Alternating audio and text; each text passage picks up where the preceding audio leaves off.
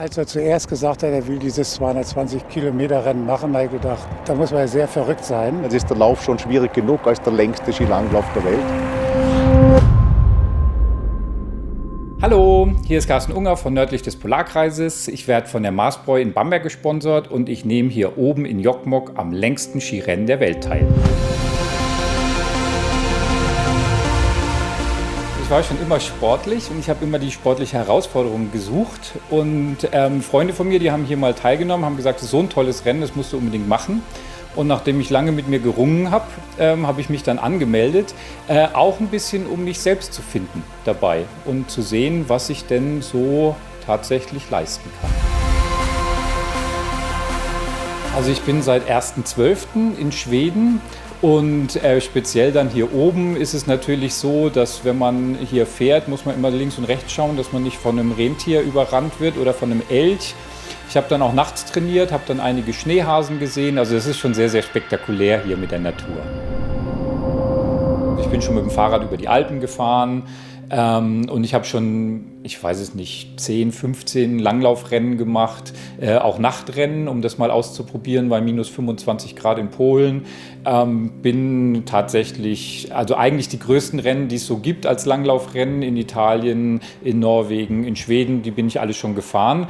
Und sozusagen war dann die große Herausforderung dann dieses Rennen und da bin ich schon sehr gespannt, wie es wird. Riktigt god morgon, varmt välkomna till starten här i Porkjaur. Det börjar närma sig start i världens längsta skidlopp.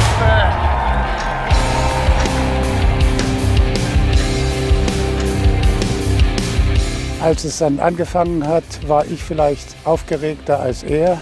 Die Fahrten von den einzelnen Verpflegungspunkten, dann teilweise über den See laufen und warten, wann kommt der, wie fühlt er sich, war also doch schon sehr, sehr aufregend.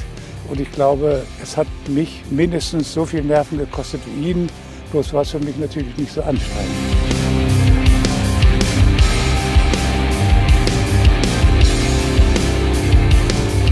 Der Lauf geht ja 100 Kilometer nach Westen, Nordwesten.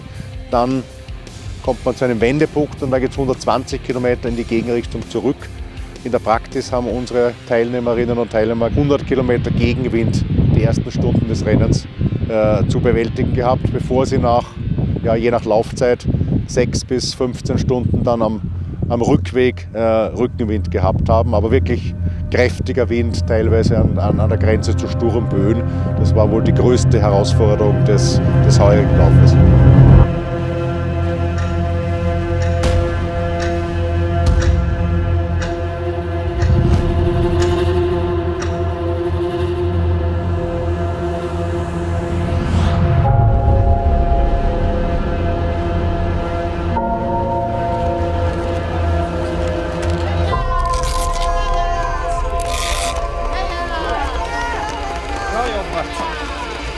Leck mich am Arsch, ey.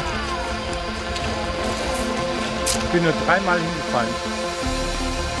So richtig ging es mir dann schlecht ab Kilometer 210, aber dann war das Ziel ja in Sicht und dann konnte man sich darauf freuen und ich war dann nach etwas über 18,5 Stunden, glaube ich, im Ziel und bin jetzt wirklich glücklich damit. Ich habe am 30.03. am längsten Langlaufrennen der Welt in Jokkmokk am Polarkreis teilgenommen. Es war hart, aber dank Mars aus Bamberg habe ich mir jetzt eine Belohnung verdient, nämlich ein schönes Bier, das erste Bier nach 4 Monaten.